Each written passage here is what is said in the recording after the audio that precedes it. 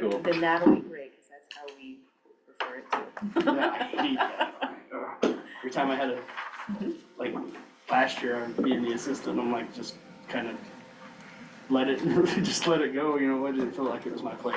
Right, yeah. You're there to play the game. Yeah, 100%.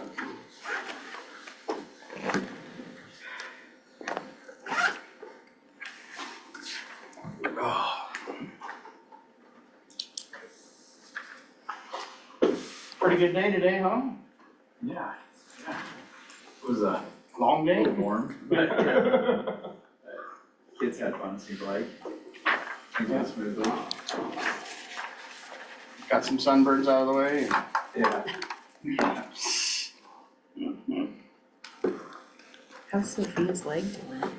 Good, she seemed to be better the next day, like, not real sore, it was like her hip, she actually had like a pulled muscle or something right up in here. She was limping around Yeah, Saturday afternoon. she was miserable, I'm like, well, you're not gonna run the 400 like that, I'm like, yeah, so Yeah, I left, I'm like, I'm gonna go back to work. your mom left too, she stopped us, she's like, if by chance, call me. I'm like, after we watched her walk around, there's no way she's gonna run.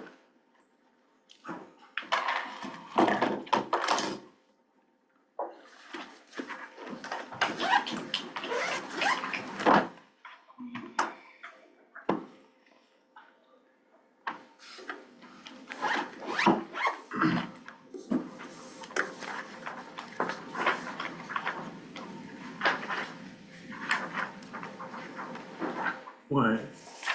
You got a smirk on your face like you're gonna. Nothing, just smiling.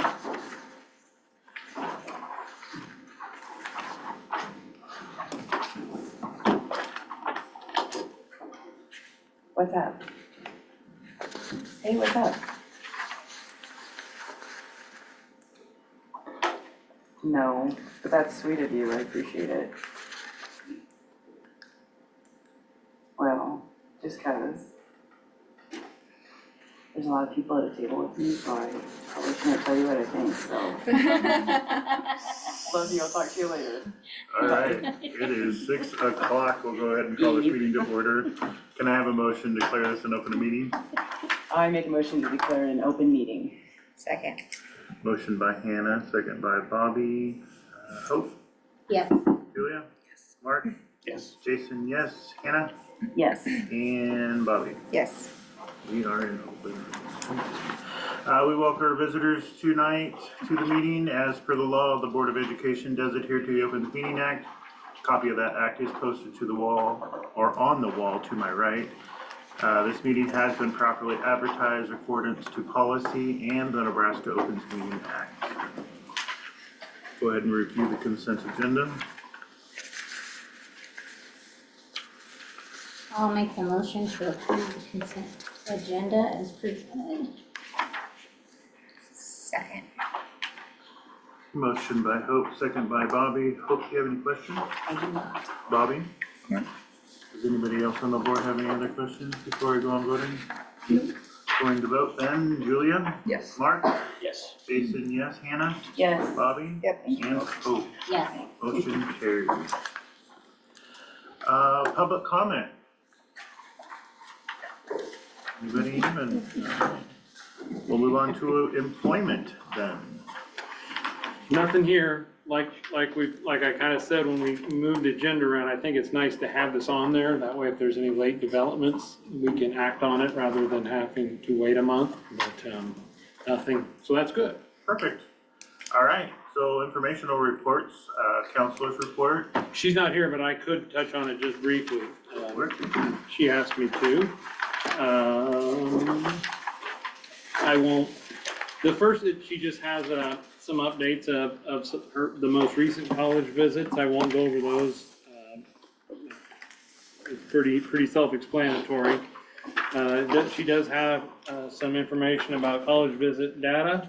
They went on 20, for the school year, they went on 20 visits, and a total of 75 students attended college or career visits. I think, for what it's worth, that's a great opportunity that our kids have. It gives them the opportunity to go to places, to universities, see things, get exposure, rule things out. It just really provides them the opportunity to see what options are out there, and probably see a lot more in most cases than what they'd have the opportunity to do if they were doing that on their own. And then the 25-26 schedule, each student has met with the counselor, and they've made their schedule for the upcoming school year. I think that's, I mean, there again, I don't think that has always happened at Pawnee City, so having the counselor meet one-on-one with the students, I think is great, so that they really know that they're in the classes that they need to be in. And so, one other thing is she's got the attachment for the college-going culture assessment. I won't go over that, but I'll just point your attention to it, that information's in there. I would just touch upon, our college-going score has continued to increasingly go up since since 23 anyway, which is, a good reflection that we're doing things around the school to promote actively pursuing something post-secondary for, a post-secondary type of programming. And, that's valued, and the students and the staff recognize that that's valued. Something I'd add to Mrs. Bleck's report here is that if you look at the college visits that we're taking kids on, they do cover a variety of opportunities. So it's not like we're seeing just traditional four-year schools that we're exposing the kids to. So I think she does a great job of that. The SEC has done a really good job of changing what they offer too. So careers in construction day, careers in healthcare day, so they'll have them centered around certain career paths that kids may, want to pursue, and then they can go there and they can see a lot about not only what their education would look like, but talk to people that are in the profession. And I think that's really worthwhile. And you can see on here too, she's even like this Nebraska Air National Guard open hangar event. We always talk about employment, enlistment, or enrollment, so trying to cover all of those three, just like this Lincoln Duncan aviation visit. I mean, that's probably not one we're going on regularly. This grant makes it possible for us to do some extra trips, but so many kids came back from that really impressed. I think most people don't know how big of a company that is, how far reaching they are. So that's just something I'd add. I don't think she probably does a good enough job giving herself props for providing a variety of experiences. Did you guys have any questions about hers or? All right. Well, mine's mostly just an update about things that have been happening lately. So we finished out all the spring concerts real well. The elementary one really impressed the other night. There were a couple of times where I was legitimately impressed after a kid left the microphone, and that was pretty fun to see. So, and kids doing quirky things that make them the wonderful people that they are to work with. Yeah.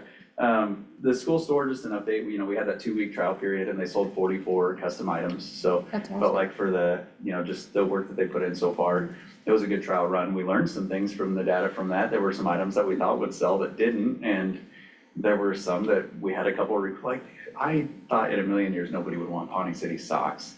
We had 2 requests for it. So although in that one I said, don't do socks, we're not grandmas, and I was wrong. So,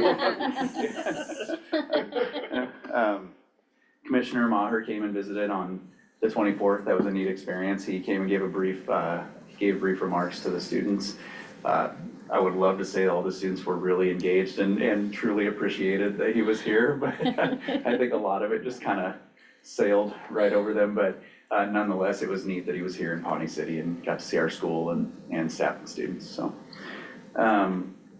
the ineligibility list, I try to keep you guys updated on things that are happening or coming up, and I feel like I don't do a good job of kind of diving into how things are going sometimes. So one thing that we do is, we have the ineligibility list that we run for everybody 612, but it affects those that are in extracurricular activities. So if students failing 2 or more classes, then they're not eligible that week. And so it's a piece of data too, though, that we can use every week to kind of see how we're trending. Now, at any given time, we see roughly 30-ish, give or take, kids on the list.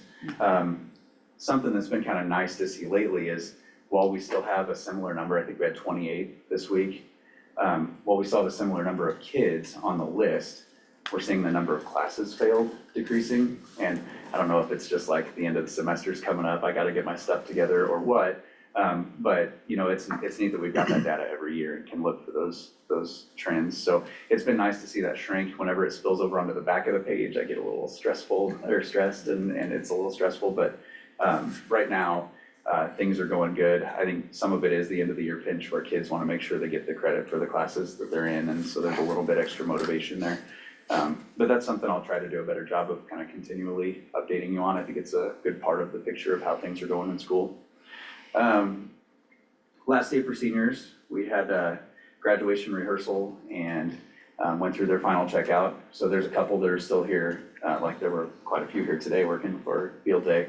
There's a couple that are still working on yearbook pages, one that's still working on a class, but at this point, we expect 100% graduation. So it's not always the same straightforward path for everybody, but as long as students are holding up their end of the deal, we've got a lot of supportive staff that are helping make sure they get there. So graduation then 2 p.m. I had questions for you guys as a couple items tonight.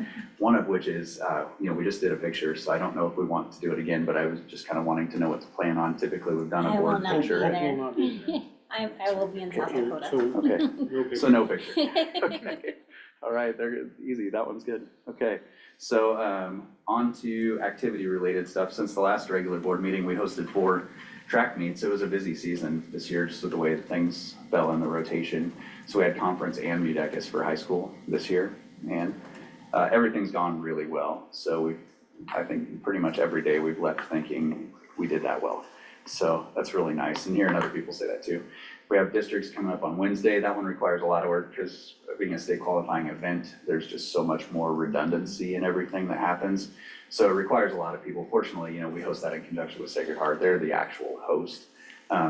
So between our 2 staffs, we meet all those obligations. It's been really nice the way that's worked out the last 4 years? Question mark? Consistently? Okay. Since it's been since dawn. Yeah. 6th then at least. Yeah, this is my 5th, so this will be the 5th time that I would say I've been 7th. part of that. Yeah. Awesome.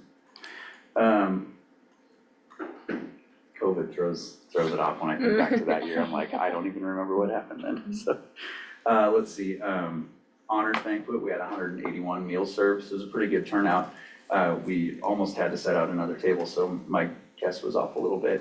Kitchen staff did great again, preparing food for everybody. The booster groups still contributed to supplement the costs to make sure that things were manageable for families, and it was a good night. It's always hard to gauge how long it's going to take, and we try to keep it at a reasonable amount of time without shortchanging the kids in the process. So I feel like we found a good balance. It was a little over 2 hours, but also don't want everybody getting up there and rushing through everything and the kids not feeling like their accomplishments are valued. So one thing to note that I thought was pretty cool, in my time here, there's only been one 12-sport letter winner, and we had 4 of them this year.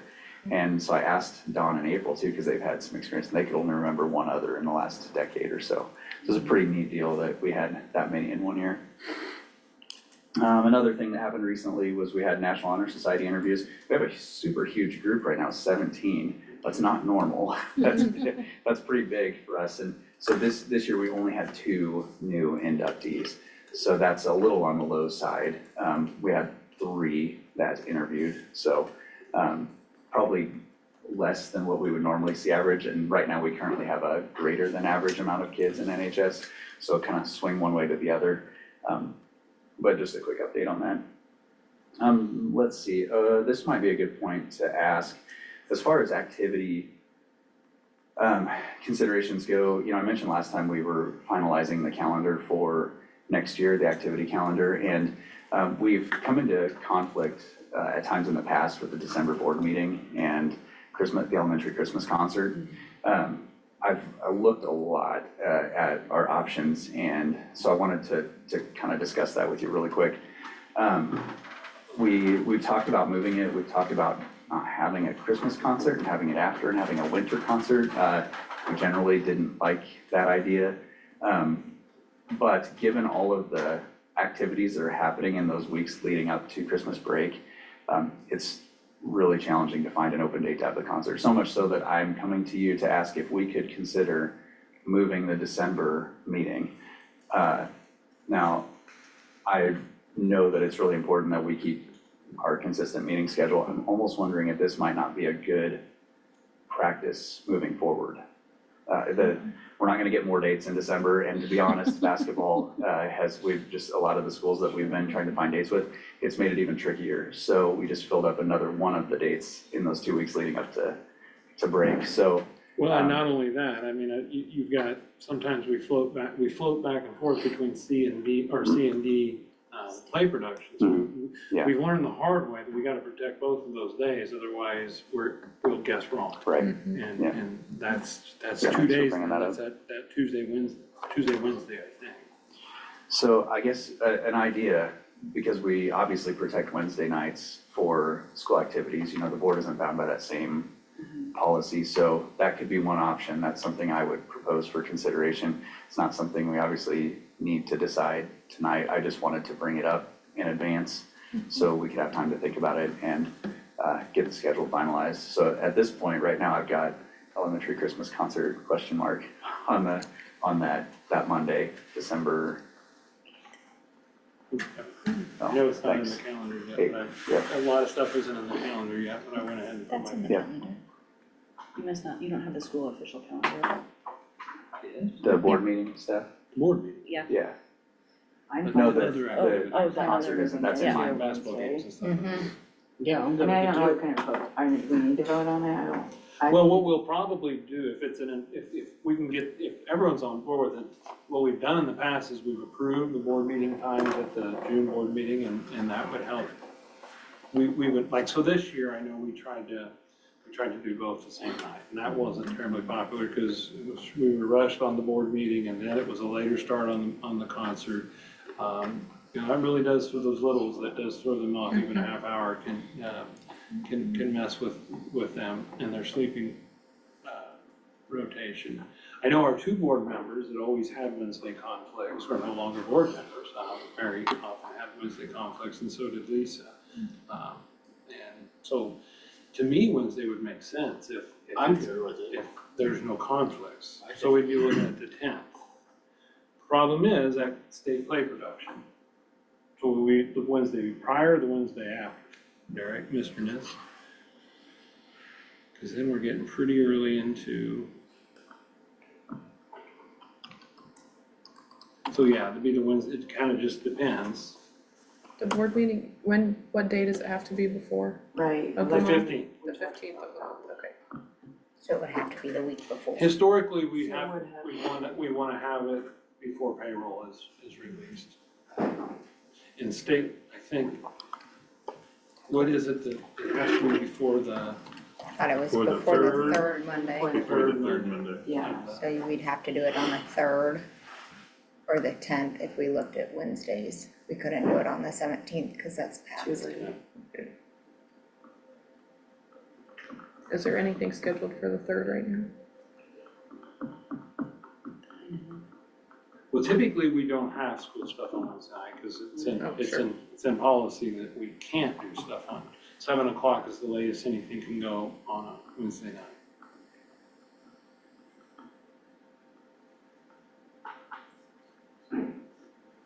I was gonna say, I don't have a problem with moving it, in my opinion. No. I'm good with it too, so. We'll just have to. I would pay sooner more go clearing with the third than with just in case for play production. Somebody who wanted to go. Yeah, I agree, don't wanna go low. Works for me. So Yeah, then there's, make that official then next next meeting. month, yeah. Okay. Let's so just third. plan on that. Then All right. Get your schedule finished. Thanks. Appreciate that, Go guys. ahead and move it, I'd say. Okay, just a last couple of things to mention. New staff engagement, I just wanted to bring this up because I've been really happy so far with it.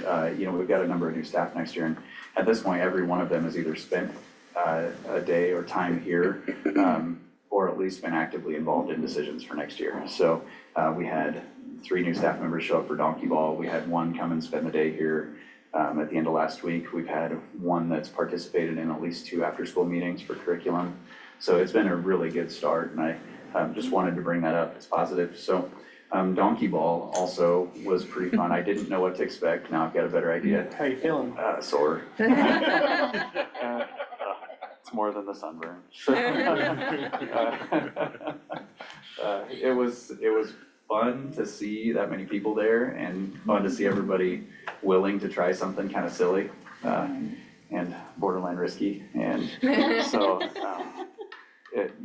I think it was fun. I think it might be something we consider doing again at some point. I think something like that, if you do it too often, it kind of loses its novelty and it's not well I attended, have so. seen Donkey Kick Ball that looked kind of interesting, so I think, might consider I'd that. say it sounds safer, but I'm not sure. I think, if you do it again and put a little time into it, some people, cause I had no idea what it is. I literally had to Google it to see, and it was the same guy that was doing it, like on one of the videos. He was Oh. here. It was the same one, same guy that I looked. But I think if people kind of know what it is and how entertaining it really was, that I think we'll probably draw a bigger crowd if we did it, not year after year, but when it came back, then people would be like, oh my God, that was so hilarious. That's good to know. I mean, I haven't heard anybody that was there that night say that they didn't have fun or that they didn't think it was There's entertaining. so many positives. So, yeah, It was- and it ended up being a good fundraiser. I mean, we didn't do it necessarily for the money. We talked a lot about wanting to, provide fun experiences for families but Play Production ended up making almost $3,000. great. So, Great. one night, yeah. Now, I say that one night, that was a lot of work leading up to it. Right. Mrs. Bloss.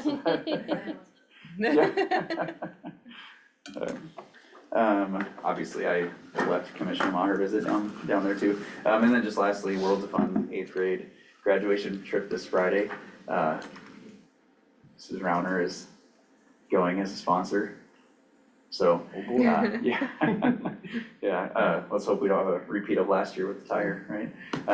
But this has obviously been going on for a long time and it's something that's been really nice to continue. It's nice to see the kids looking forward to it. So I just wanted to bring it up that it was still happening again.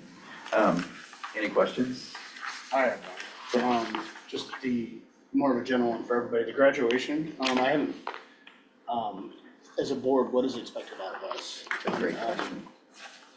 Great question. Being a newbie here, it's just so I know what to. The new people are the ones that give the speech. Oh, So, I love speeches. so generally we ask that you show up just a little bit early. Since we're not doing a picture, it doesn't need to be substantial. We meet in the cafeteria, get everybody's flowers situated. Then the board and administration, Mrs. Blecka, we all walk in together and we have seats right up on the front right side.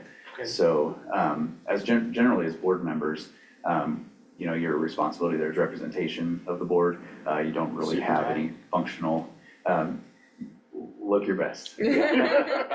It's warm in there, so every year I always end up thinking I need to ditch my jacket. It'll be but, hot. Yeah, it's always hot. no It's matter- always yeah. hot in that corner. Yeah. I mean, I think it's hot Yeah. everywhere, but that corner doesn't really get much flow. Yeah, it's true. And the van's right behind us, full of hot air, so, yeah. No, so really your involvement that day, just making sure you're there ready to go at the beginning of graduation, sitting up front with the board and, outside of, Jason, you don't really have anything to do, yeah, Just so sit there. look good, Pretty. yep. We have historically, when we've had board members that have graduating seniors, had them assist in handing diplomas and doing that, shaking hands, but Yeah. I don't think we have that So not situation this year, this yeah. year. You need teammates, people? No, not this year. No, sure. Something to look forward to for next year. Thank you. Sorry, my lack of knowledge there, No, so good just question, kind I'm of glad you asked. wondering what to expect. Is there anything else? Okay. Thank you. For my report, I apologize, I didn't put it in the packet, I did actually have it done, I have very little to report on this month, but, so I have a copy that I've laid out. Enrollment, I don't think it's changed, so several months now that our numbers have stayed pretty static, so that's generally a nice thing to see, I think. Just wanted to I think on behalf of the staff, or just wanted, I guess, maybe articulate what I observed and some of the comments, several of the comments that I heard was that it was very well appreciated, and it is every year, what the board does, especially those committee members that are on the Education Foundation. But I had several staff members said that they thought it was awesome that the board members were in here that Monday morning doing the presentation. I didn't get to see it all because I was headed to a PD thing that day, but they really appreciated that, just a lot of positive comments about board members' presence here, so thank you for that. Derek already talked about the commissioner's visit. I just, it was nice that, Jason, that you were able to be there and introduce, on behalf of the board and shake hands, and then, of course, we had an alternative graduation ceremony earlier this week, and Hope was able to come in and represent the board for that. So thanks to both of you for those instances. And really, the only other thing I have to talk about is the holding pattern. We're still in on the HVAC bid. So members of the Building and Grounds Committee would know that Craig said he was going to have it by Friday. Well, Friday has come and gone, so. I sent him a note. He said he was gonna have it, a little context there. So, I sent an email a week ago and CC'd all of you, those 3 committee members on it, and I wanted kind of him to know that we discussed it, that it's been a while, and Mark did a good job of kind of following up, and I tried to press a little further. So I did call him on, I think it was Monday evening, whatever night it was, and then he said he'd have it by Friday. Well, that was last Friday. Friday's come and gone and it didn't show up, or he didn't have it done yet, to the best of my knowledge. So I sent him a note again today, and what he told me today is by end of the day Tuesday. So hopefully that means he's making progress towards these blueprints. And my goal, is that we just don't have to do major repair to the high school VRF system in order to keep it operational till it gets replaced. So hopefully that'll be put up soon.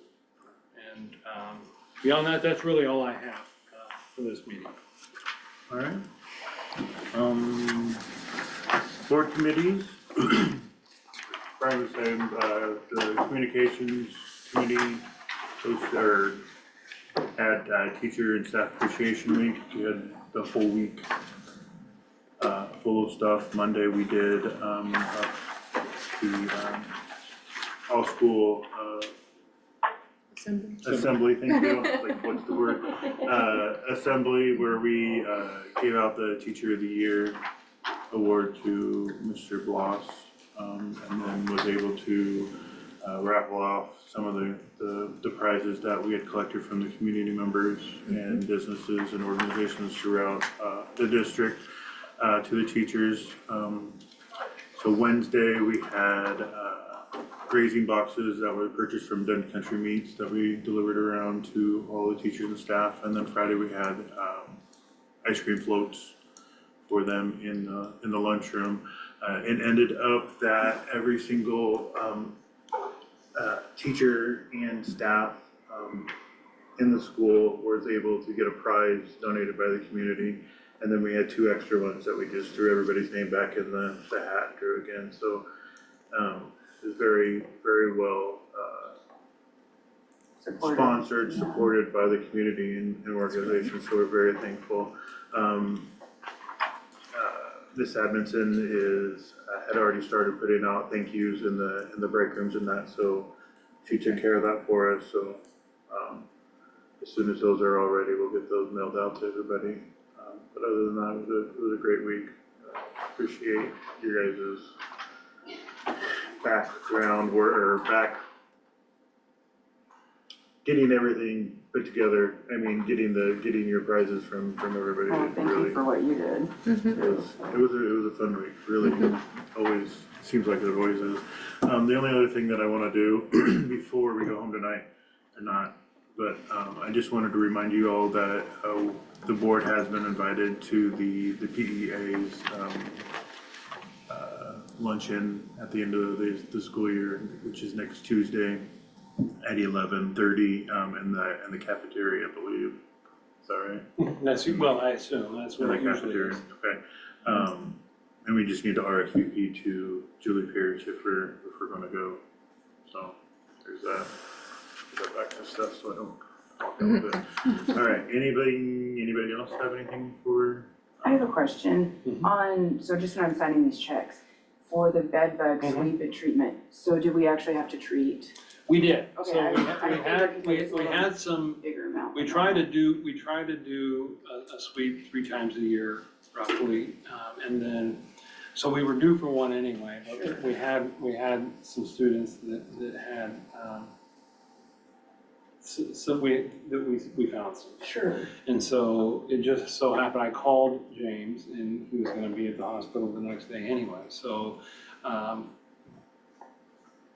timing was great. So we treated a bus and 8 classrooms, I believe. He mixed, so the stuff he uses is called, I should have had that in my report, I apologize. It's called Semi-Shield, it's a soy-based product. If you get online, you can see it's very expensive. It's like $300 for a little container, but supposedly it's supposed to be instant kill on these things. It's not harmful to humans, so it's not toxic or anything like that. It just has to do with it's a chemical, the right amount of whatever's in it that's not harmful in any way to humans to touch or even ingestion, but if the bugs come in contact with them, it kills them immediately. I think it's something about it causes their skin, I think, maybe to pop open or something like that. So, that's what we want. So we treated, in this, I think we treated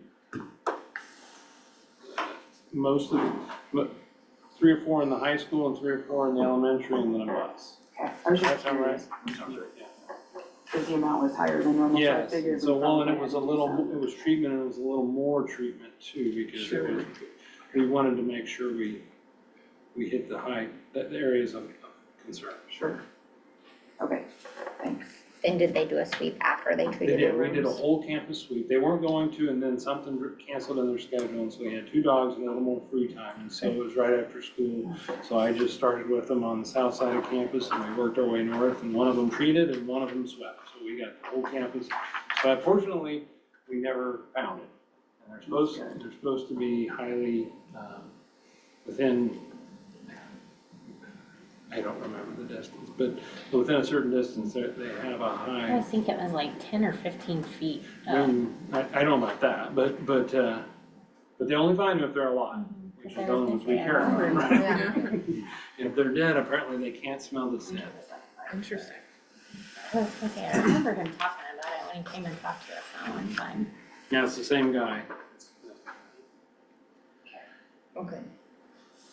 All right, moving on, KSB School Law Webinar Series, routine refresher for board members, number 5, 6, and 7, superintendent evaluation, public comment and executive session, negotiating with the teachers union. All right, here we go.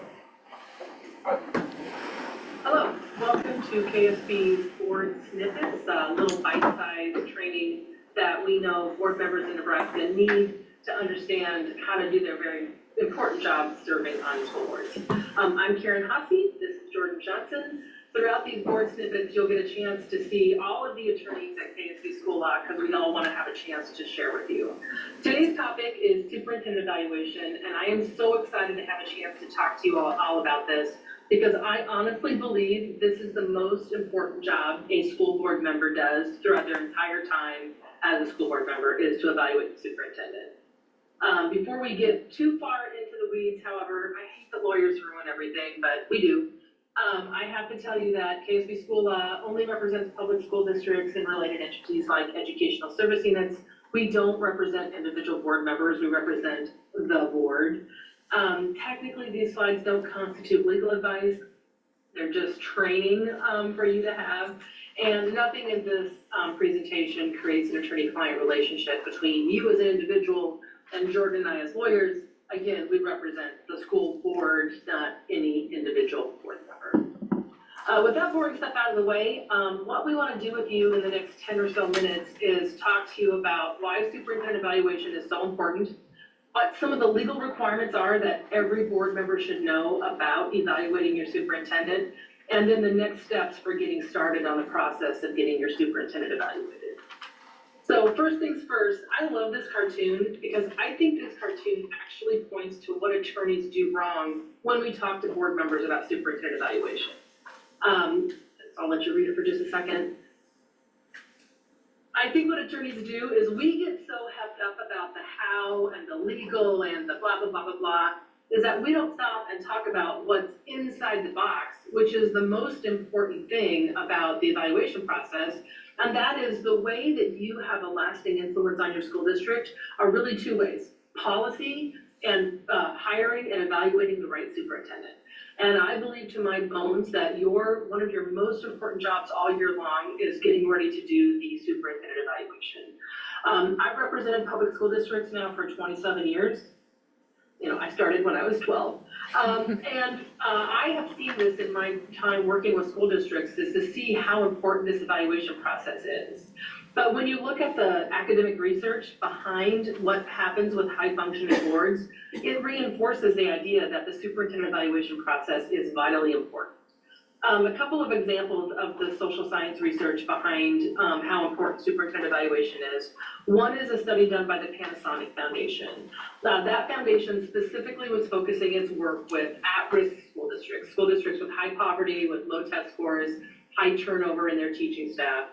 And what they found was that having a high functioning school board was the key to changing student achievement.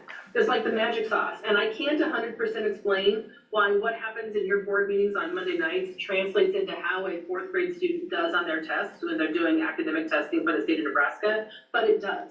Those two things have a direct correlation, and the Panasonic Foundation is one of the studies that found that correlation. So they have published a guide that identifies the habits of what an effective board does and kind of what an ineffective board does, and how those things can have an impact on student achievement. The same findings were discovered in the second study that I have highlighted on this slide, and it was a study done by the Iowa Lighthouse Project.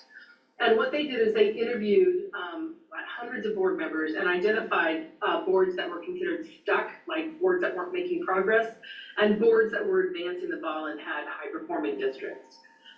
Both sets of board members really were in school board membership for the right reasons. They all wanted to help kids. But what they found was no matter how good the board members' individual hearts were, until they as a board got focused on what their jobs were as board members and how to support the superintendent and the administrative staff in achieving their goals, that even well-motivated board members were not effective until they had these cultural things as a school board. And again, they discovered kind of the characteristics of high-achieving boards and the characteristics of the stuck boards. So here's what, and there's other studies too. Those two I think are the most interesting and the most telling.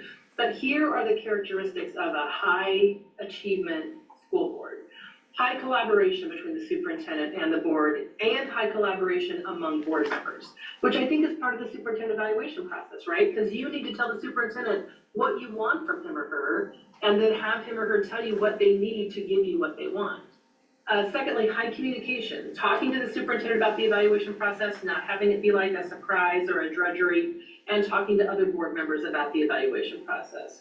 A shared knowledge and understanding of your roles. You and the superintendent should have a discussion about what's our job and what's your job. Focus on a defined vision, accountability for the board, for the superintendent and the staff. I absolutely have no problem with telling boards that you should hold your superintendent accountable. And then short, regular meetings, yay, supplemented by regular retreats and workshops. So I think if you look at these characteristics of high-achieving boards, I hope that you can see how really high-quality superintendent evaluation just like falls right into so many of these characteristics of high-functioning boards. If you're interested in this, if you want to go down the rabbit hole, here are some additional resources that board members can look at to do a self-evaluation. I don't want to hijack the evaluation of the superintendent with board self-evaluation, but I really think that these characteristics have to be put in place, and they're part of a really high-quality superintendent evaluation process. In part, what you're really trying to do is develop a common language between the board and the administration so that when you talk to each other, you understand what everybody means. And those short meetings happen once we find that common language and that common ground. That's where we hit that efficiency and that collaboration. And when we come to boards that feel like they are talking past each other or talking past their administration, a lot of it is not ill intention, it's not bad faith, it's a lack of a common understanding as to what the language we're using to describe our expectations are. And that's where that evaluation instrument and kind of what you're using to guide your board through the evaluation process is really important, that it's intentional in how it uses those terms in that language. Yes. So it is not only really, really important that you evaluate your superintendent, it is also one of the requirements by law. Nebraska statute actually provides that all certificated employees, including the superintendent, have to get evaluated twice during their first year. Other probationary employees continue to get evaluated twice, but for superintendents after the first year, it is at least once annually thereafter. That evaluation has to be based on actual classroom observations for an entire instructional period. See, all of that language is couched around the idea that the same statute that tells you have to evaluate your teachers is the statute that tells you how you have to evaluate your superintendent. We've cut through some of that fluff and kind of come to that common language or understanding that we're talking about through policy or through the contract for your superintendent. One of those should help you define these terms to tell you exactly what it is you're supposed to do. In our contracts, we love telling boards, we're gonna put as much of what we can onto the superintendent so that we can make your job easier, right? And so one of the things that we do right in our contracts is we require that superintendent to put the evaluation onto the regular December meeting, beginning in November, letting everybody know, getting the instrument in everybody's hands, and then providing the board members with that instrument and guiding them through that process as we go. This language that's highlighted in green, your superintendent's contract, you could have set the timelines differently, but this is what's standard, so your superintendent's contract should be posted on your website, but it's the superintendent's job, if you have one of our contracts, to remind the board a month before, hey guys, my evaluation's coming up, and then to give the board the right instrument the month when it's due. So what does the process look like? Rule 10 says that we have to have a description of the district's plan for training evaluators. For most staff members, that's easy, right? Because our principals and superintendents constantly are getting professional development opportunities to help them through that process. For our board members, this is it. This can be it. This can be part of it. And it is that type of training and understanding, but also when you get that tool, that evaluation instrument that your board has chosen for your superintendent, really take the opportunity to review that, engage in, if you get that from us, we have plenty of professional opportunities for you to look and see how you can develop your expertise in using that document. But I also know that other outlets that provide superintendent evaluations do similar things so that you can get to that common language for everybody to understand and talk about it in a similar way. I really think it's unfair that we ask board members to do this and don't give you guys training on, like, I don't really care. We have an instrument, the School Boards Association has an instrument, you can get an instrument off the internet, but until someone explains to you how to use that instrument and you have a common understanding of that with the other board members and with the superintendent, I think we're asking you to do an impossible job. So here's your homework after listening to these really entertaining lawyers and, tell that we're into this topic. First, make sure that the evaluation instrument, have your superintendent double check to make sure that the one you're using is the one that your district has on file with the Department of Ed, because everybody's required to file their instrument or their evaluation policy. Then secondly, make sure that instrument aligns with the leadership that you guys want to exhibit as board members. And if not, go through the process to find a different instrument. You're not locked into that instrument forever and ever. You just have to adopt it and file the new one with NDE. I think you should ask your superintendent to do a self-evaluation using the same criteria that the board is using to evaluate, Then if there are huge areas of disconnect, like the superintendent gives herself a 10 out of 10 in communication and you give her a 5 out of 10, then I think you guys can talk about, wait, where's the disconnect where we don't understand and you don't understand what we expect? And then I think you need to clarify each element of the evaluation, like each of the things you're grading them on and each of the subcategories. So again, that you have a common understanding of what is good communication and what do you expect from the superintendent. Communication is just an example, it could be any of your criteria. One of our strong emphasis in these board snippets is to keep this short because you guys have other stuff to do. You could even be watching this at the beginning of a board meeting. So we don't want to keep you from your important business, but here's our contact information. Board presidents, you're always authorized if we work with your district to reach out to us. Other board members who aren't the board president, if you've got questions about these slides or about the evaluation process, ask your superintendent or your board president. You can reach out. I'm Karen, this is Jordan, but this email address will get you to all of the attorneys at KSB. Hope you found this helpful. Have a great rest of your evening. I suspect you're watching this in the evening, and happy evaluation of your awesome superintendent. See you at the next snippet. Bye.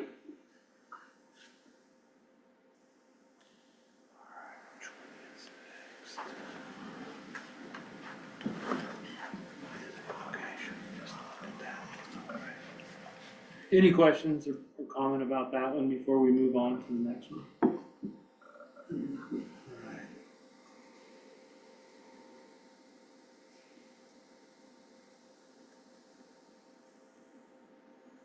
Welcome everybody to the next in our series of board training videos. I'm Bobby, this is Steve, we're the BS in KSB. We're talking today about public comment and closed session. Here's our standard disclaimers. You know we work with you as school boards. We are your client, we work at your pleasure. And so if you have any other questions about anything from this presentation, reach out to us, reach out to your school attorney. This will be kind of an overview of information, which we'll get through pretty quickly. So first and foremost, we're going to do what we call the public comment commandments. We've tried to talk about these in about 1 billion different ways over various presentations, so we're trying a new shtick today. Number 1, thou shalt allow it, but not required at all meetings. So you do not have to have public comment at every meeting. The Attorney General has said informally that quarterly is probably even sufficient. That has changed. I was gonna say, didn't that just This change? is, it just changed, so we do have to have it at every single meeting. I think there's a school out there that does quarterly, but if you feel you need to take it off an agenda for a regular or special meeting, you are permitted to do that. If you don't want to include it on an agenda, for example, for a special meeting, you don't need to do that either. We leave it to you to sort through the politics, but the law does not require you, at least yet, there may be a push to change that eventually, but as we record this, the law does not require you to do it at every meeting. Thou shalt require speakers to provide name, address, and group represented unless safety concerns exist. This is a relatively new requirement. Some districts haven't been faithfully following this, but it is required. We're supposed to do it. There are, if there are safety concerns, the obvious one is somebody has a protection order and they fear for their safety of giving their address, then that would be an exception. But this is a requirement that you do need to require them to provide, and I think you remind them when they come up to speak and say it is a new law and they do have to provide it. Yeah, they can say it out loud, they can put it in writing. It doesn't tell you how you have to get it, but you have to get it. Thou mayest adopt reasonable rules. We could have talked the whole 10 minutes on what reasonable rules could be, but I think at a minimum, you should have some time limits per meeting. So we'll take 30 minutes total of public comment and potentially per speaker. So if you have, 10 people that want to comment, you got 30 minutes, they each get 3 minutes. You should review your list of subjects that you consider off limits. I will tell you right now, there's no good or perfect way to write them. Depends on how aggressive you want to be. I think if people are dropping the F-bomb all over the place, that's probably an okay thing to limit. If people are saying, hey, everybody stand up and let's go beat the hell out of these board members, I don't think we need to tolerate that. But when you say things like you can't talk about personnel matters, you can't talk about students or staff, that gets a little hinky. So just review what you have. If you haven't in a while, talk it through with your legal counsel. To that end, we prefer public comment rules versus a public comment policy. When you say rules, I think that is different, at least psychologically, even if it's not legally. If you have it in policy and you want to change those rules because 100 people showed up to comment and you want to do an hour and 30 minutes, it's weird because you probably don't have amending that policy on the agenda. But if you have a set of rules that say the board may modify these as needed in the context of the meeting, I just think psychologically that's easier. The next one, thou shalt not elevate speakers to the agenda. I would caution you, some of you do have policies that say patrons may be placed on the agenda upon request or must be placed upon the agenda upon request. One, I would say get rid of that policy. Two, the Open Meetings Act does not require you to put the public patrons onto your agenda. And so that is completely up to you. Our preference, strong preference is you not do that. If something is raised during public comment that you think would be appropriate for the agenda, then you put it on the agenda for the next meeting. This is your meeting in public, and so you control the agenda, it's your meeting. So again, if something's raised, then put that topic on the agenda, not that speaker. I would make a quick comment here, sorry, I'll try not to talk too much, but this is maybe a slight different than how some other boards operate. You know, county commission will put individuals on their agenda and city council will sometimes do that.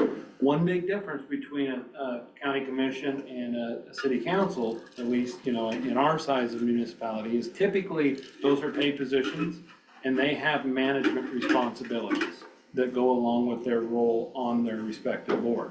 Meaning, it's not a large amount that they're getting paid, but they're getting paid a small amount and they have a subject matter that they are in charge of, not just as a governing board, but as a direct administrator. And so it's more conducive to their responsibility. As board members, you are just in that board role, you never are in a management situation. And it's a slight difference between school boards and other boards.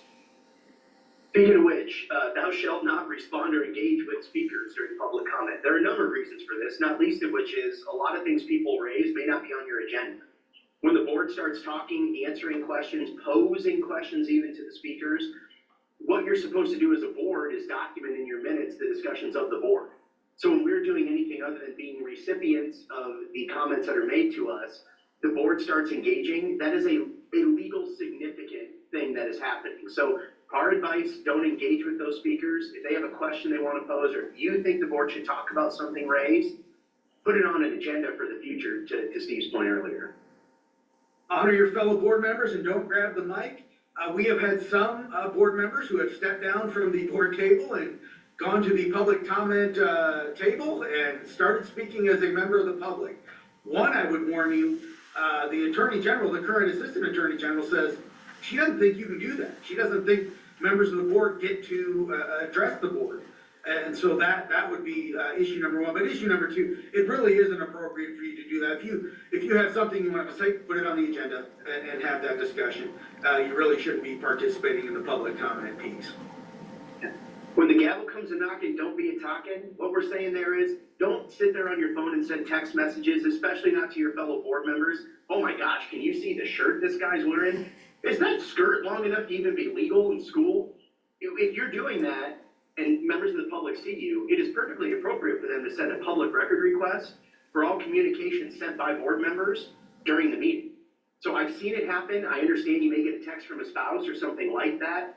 We're not saying you can never respond when people are giving public comment. I will tell you the perception of members of the public is that you're talking about them or talking about stuff that you don't want to say out loud. So just remember, all your texts and emails about school business are public records.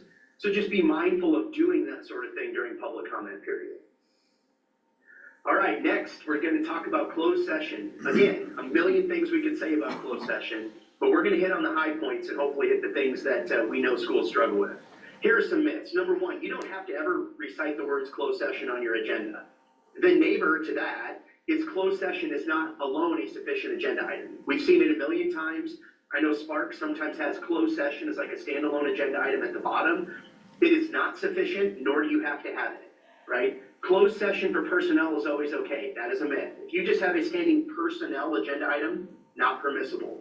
The motion is simple, not true. I move to enter closed session is an unlawful motion to go into closed session. You have to have the reason and rationale, which we'll talk about in a second, and we have to vote to come out of closed session, also a myth. You can just say, all right, we're done with closed session, we're reconvening in open session. Technically, if you take a vote to come out of closed session, then you've taken a vote in closed session, which is prohibited. So just end the closed session at the time you declare, and as we'll note here in a second, write that down. All right, you must have at least one rationale and at least one reason to enter closed session, and both must be stated in the motion.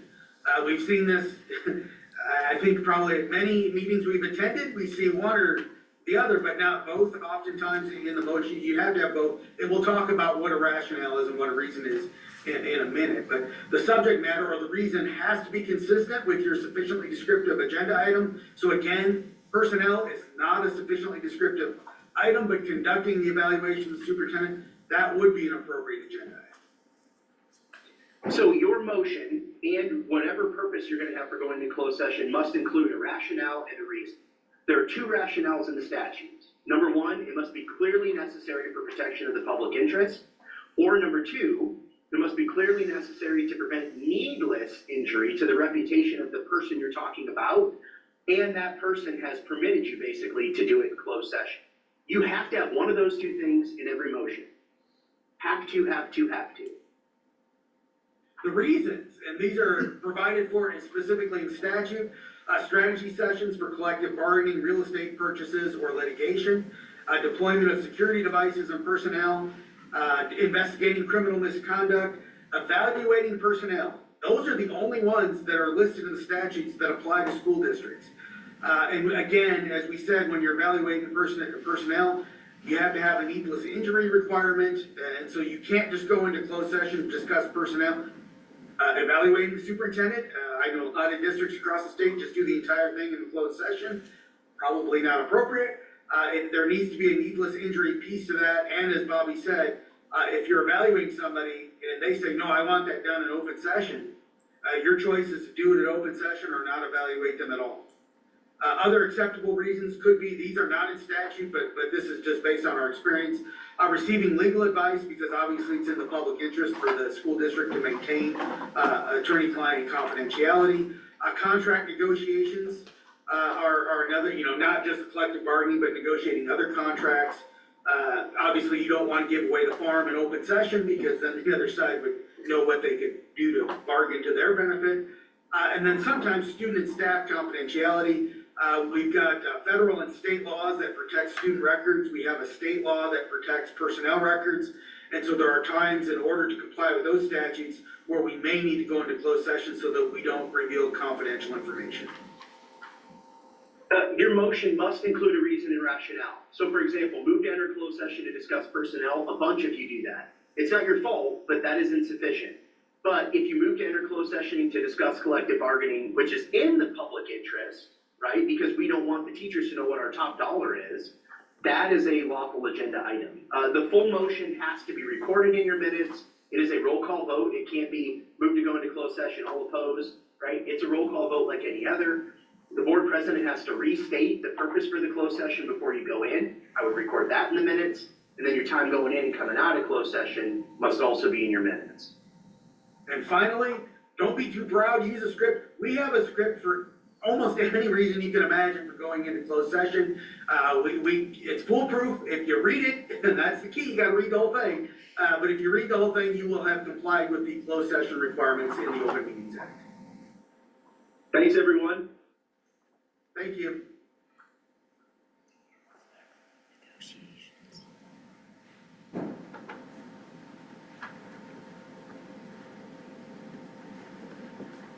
Welcome everyone to our next installment of board training videos. I'm Bobby Truey with KSB School Law. Today we're going to talk about negotiations. So just our quick reminders here, KSB only represents public schools and related entities. So if we represent your school, we appreciate the chance to work with you, but we represent the school through the school board. So we don't represent any individuals. This presentation is designed to be pretty quick and to give you a brief synopsis of the negotiation stuff that we want all board members to know. So with that, we'll go ahead and get started. Pretty simple plan for today. What are the things that you have to do to prepare for and conduct negotiations, and what are the things that you should do? So number one, in terms of the things that you must do, you gotta know the timeline. We don't get a ton of questions on this anymore. I think this law has been around for about 10 years that lays out this timeline, but essentially, September 1st, every local association has to request recognition. By October 1st, the board has to respond. The only thing I'm going to say about this slide, other than the February 8th deadline, is that who you have recognized is important. For example, if you have a school nurse, are they included in the bargaining unit, right? That language that the board approves to recognize the association is going to say something. For example, it may say, all non-administrative certificated staff, at which point anybody that holds a certificate is subject to your negotiated agreement. But what if it just says all teachers? What does that mean about people like counselors and SLPs and school psychologists? So it is worth, if you haven't recently, revisiting that recognition language, especially as it becomes harder to hire those specialty positions, to understand who it is that you're actually bargaining for every year. So we start November 1st, we have to get at least 4 negotiation sessions in, unless you settle before that. But the big deadline is February 8th, right? Everything you're doing, if you haven't yet settled, is in preparation for what happens if we don't. And by February 8th, you either have to have settled and approved an agreement with your association, or you have to agree with them to continue bargaining, or to go to the resolution process in the statute. So I'm not gonna talk a ton about that process, but always just kind of keep February 8th in your mind as a deadline and move backward from there. Next, you gotta determine an appropriate array, right? The array is what drives everything when it comes to salary and benefits. So how do you figure out your actual legal array? You look at all the schools around you that have at least half, up to double of your current NDE enrollment. And current for NDE is always a year, sometimes 2 in arrears, but whatever the last official publication for NDE might be, that's what you're looking at to determine every other school around you's enrollment.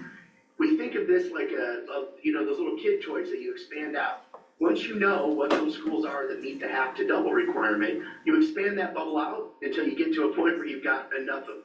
The CIR has never officially said it has to be this number or that number. It's usually somewhere between 8 and 12 schools. They've used as few as 6. They've used as many as 13 or 14. But when you're drawing that circle out, we draw it out perfectly evenly, right? So we are not doing things like who's in our athletic conference, the schools we're competing with for hiring. We agreed to an array with our union, right? That is not legally how it works. You're in the middle, you know the schools around you that are half to double, and you expand out until you get enough. If you're not using the proper array, as we'll see in a second, everything else after that is gonna be a little bit off, in the sense that if we have to go to the CIR because you don't get settled, it's not gonna make sense. The purpose of the array is a couple things. We'll talk about prevalence analysis here in a second, but the main thing is so that you can conduct a proper comparability study.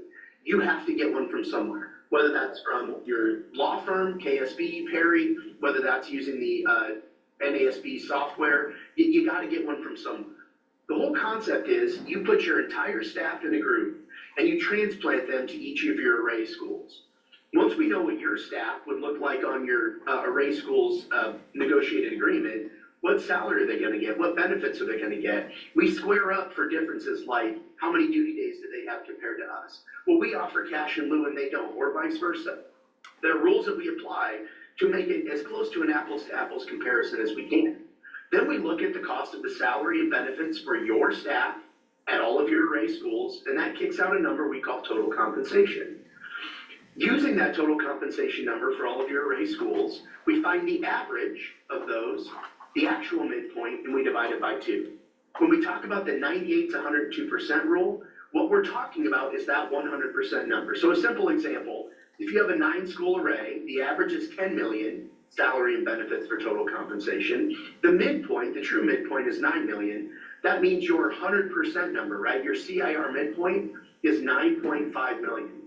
To know where your school is relative to that 98 to 102% rule, we compare where you're at for your total salary and benefits to that CIR midpoint. So if you're exactly even with it, you're at 100%. As long as you are within 98 to 102% of that number by the time that you settle, you have settled within the range that would be approved by the CIR if there was a dispute. The next thing we're going to talk about here, very briefly, you should only bargain about those things you're required to bargain about. There are things called mandatory subjects, and then there are improper subjects, and then we've got a whole category of permissive. But mandatory subjects are salary, benefits, and terms and conditions of employment. Improper subjects, right, are those things that we retain the authority to do as a board, as an administration. What curriculum do we use? Which evaluation instrument? Who is the basketball coach? What is our budget for this year? None of those things you should negotiate. Those are management prerogatives entrusted to those folks that actually run the school. For a lot of the other stuff though, it's what we call permissive. So the idea is, there are things that you do negotiate over, either because they're very common or we just always have. For example, many of you have plan time in your negotiated agreement. You're not required by law to give plan time. But if everybody gives plan time, then we functionally made it required under prevalence analysis, which we'll talk about in a second. So the things that you should do, the things that you're not necessarily required to do to get settled, but the things that I think make it better for your board to have a good negotiation. Know what is prevalent. For everything that isn't a mandatory subject of bargaining and covered by things like the comparability analysis, we use prevalence analysis. Things like your salary schedule. Are you a 4x4, a 5x5? Are you something different than that? How much do we pay for extra duties? How many leave days do we give? What types of leave days do we give? Those are governed by a fundamental basic question at the start is, what do at least half of the schools in our array do? If your association comes in and says, we want PTO leave instead of sick and personal leave, the question of whether we have to give that to them comes down to what do the other schools in our array do? If half of those schools or more already give PTO, your association can go to the Commission of Industrial Relations and they can ask for you to give them PTO leave because it is prevalent in the schools within your array. So we get this request fairly often to kind of look at, gee, Bobby, what would we have to do? But the truth is, you can do this analysis on your own. You need to get the negotiated agreement of every school in your array, and you need to look at the thing that's been requested of you or that the board is requesting, and you need to say, do half or more, or at least a big number of the schools within our array already do this. For everything that isn't salary and benefits basically included in the comp study, that's how we decide the question of, do we have to give in on this? Should we request this or not? You should have a legal review of your negotiated agreement at least periodically. When I say periodically, I think the schools that do this well have it reviewed once every 2 to 3 years. You should not have to do it every year. If we review your negotiated agreement or your lawyer reviews it in year 1, you've got a snapshot of the stuff that the lawyer thinks you should or could do with that agreement. It's not gonna change that much the next year, but maybe 2 or 3 years from there, you've added enough stuff, enough things have changed in the law, in benefits that you provide, that it might be worth it. What we're gonna be looking for is making sure that you're not negotiating over things that are management prerogatives. We're gonna make sure that you've included everything that the law requires you to include. Most negotiated agreements that we review lack a few required provisions. For example, you have to have a non-discrimination provision. You have to have a safety committee provision because of the labor laws in Nebraska. A lot of agreements don't have that, and that's the kind of stuff we look for. We also look for legal pitfalls. For example, if you give PTO days, but you don't do anything with them at the end of the year, if you say use it or lose it, that's not lawful, right? We look at things like sick leave banks that are fraught with legal risks. We check out those things that we think could eventually, even if they never have before, become kind of a toe-stubbing moment for you and your board. Last thing, put it on the table. If you think you're gonna go to impasse and you decide, well, if they're gonna be that unreasonable, we're gonna add these 10 things in that the lawyer said we could take out of the agreement, that's not gonna work. If you want something to be on the table, if you go to impasse, you have got to make sure that you have bargained over it in good faith. It is very common to focus on, and I understand why, salary, benefits, those sort of things that are the most immediate financial impact. But if you've also got a crazy provision in there about giving everybody, 2 days off for some special thing that no other school does, you can't add that at the 11th hour. So you should form a plan for what are we gonna put on the table, even if you know full well, we may not get all of this, but the only way that we get to argue over it later, if it comes to impasse, is if it's on the table. So you should work with your negotiations committee, maybe your legal counsel, to form what our plan is gonna be to negotiate. That can be true even if you're in the middle of negotiations. There is nothing that says you can't add something new to the table as long as we give that an opportunity to be bargained in good faith. Thanks for listening in. If you have any questions, certainly feel free to reach out. Appreciate you being with me today. One thing I will say about Welcome everyone to our next install. negotiations here is that we have, the 9 or 10 years I've been involved, we have settled in one eye every single year. And that to me tells me that there is an enormous amount of mutual respect and trust between the teachers and the school board. And I hope that tradition continues forward, so. All right, moving on to policy. Consider accepting policy committee's recommendations for policy reviews and updates as presented. One for review only, 5032 closed campus, 5033 student driving and parking, 5034 handbooks, 5035 student discipline, 5036 lockers. In section 2 for review and revision, 5031 student appearance, 5037 student internet and computer access.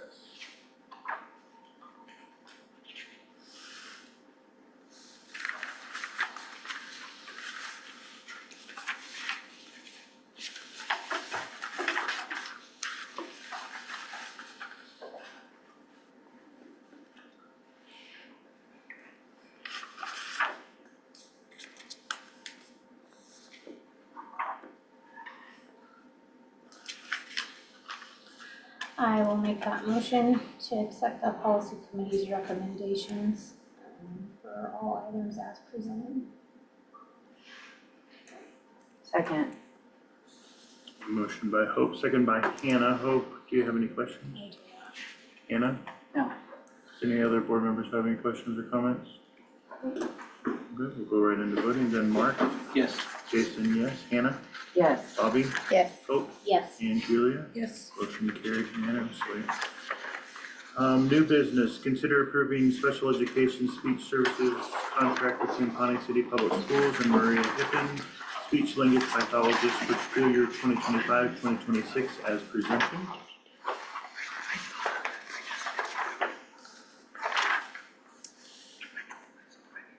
I make the motion to approve the special education speech services contract between Pawnee City Public Schools and Maria Hippelin, speech language pathologist for the school year of 2025-2026 as presented. Second.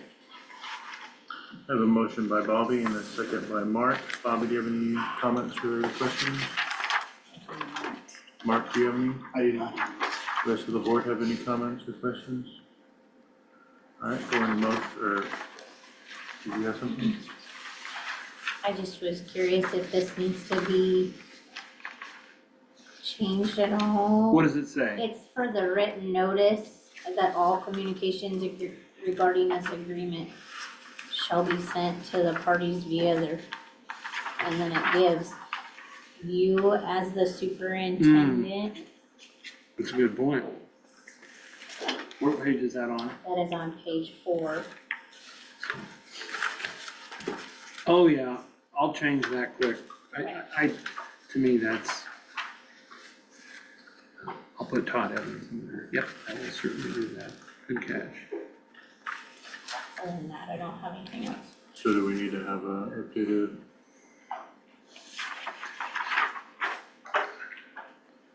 To me, that is a technical change. That's not a substantive change because it's gonna go to the superintendent by default, but I can amend my motion if you. as amended. We should. Probably should, yeah. Yes. I apologize for that. I amend, I need to say the whole motion again. Okay. I make the motion to approve the special education speech contract between Pawnee City Public Schools and Maria Hippen, speech language pathologist for the school year of 2025-2026 with the amendment of the superintendent being Mr. Todd Evans instead of Brian Rottinghouse, superintendent. Second. All right, motion by Bobby and a second by Mark. Bobby, do you have any questions or comments? I don't, Mark, I think she does. the rest of the board? No? Good catch, thank you. Go ahead with voting. Jason, yes. Hannah? Yes. Bobby? Yes. Oh, Yes. Julia? Yes. Mark? Yes. Motion carried. I make a motion to adjourn. Second. Motion by Bobby, second by Mark. Voting, Hannah, Yes. Bobby, Yes. oh, Yes. Julia, Yes. Mark, Yes. Jason. Yes, we are adjourned, sorry. 7:11, I was more worried about looking at the time. Thank you, everybody. Thank you. Yeah. Thank you.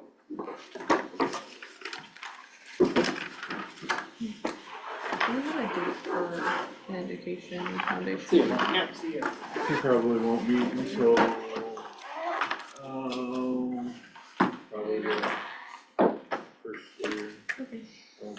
Which one, of you- it doesn't Do we- get, it just needs one district rep, so it could be either one of you. Probably Go for it. Assuming it's the back page Yeah, they kind of carried over to the, by district. yes.